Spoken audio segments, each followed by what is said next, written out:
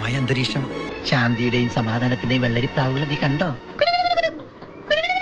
Hello Habibis, I'm Devika and this is episode 9 of my vlog series, and today we are talking about the most dramatic characters of our lives. മഴ എന്ന് കേൾക്കുമ്പോൾ തന്നെ എൻ്റെ മനസ്സിൽ ഓടി വരുന്നത് ആ മൂടി പൊതിച്ച് ഉറങ്ങാൻ പറ്റുന്ന ക്ലൈമറ്റും പിന്നെ കുറച്ച് നല്ല മെലഡീസിൻ്റെ കൂടെ എൻജോയ് ചെയ്യാനുള്ള ഒരു കപ്പ് ചൂട് ചായയാണ്. പക്ഷേ ഇതല്ലാതെ കുറച്ച് മെമ്മറീസ് ഓടിയുള്ള ആൾക്കാരും ഉണ്ട്.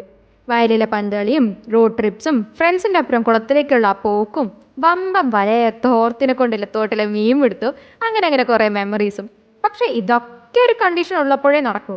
അതായത് this is only applicable when it is A holiday. ഇനി വർക്കിംഗ് ഡേയ്സ് ആണെങ്കിലോ നമ്മൾ ചെന്ന് കയറാൻ പോകുന്ന ഒരു പടക്കളത്തിലേക്കാണ്.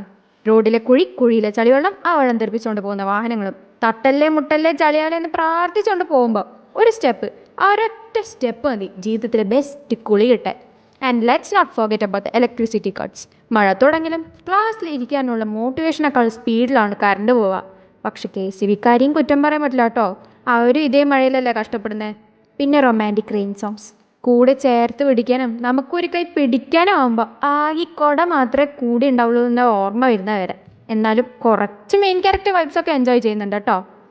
Same rain, different energy, depending on your mood, schedule, and love life. Just kidding. Anyways, that's all for this episode. Let me know if you're the rain lover, rain hater, or romantic songs hit different when it's raining time. Catch you in the next one. Bye bye.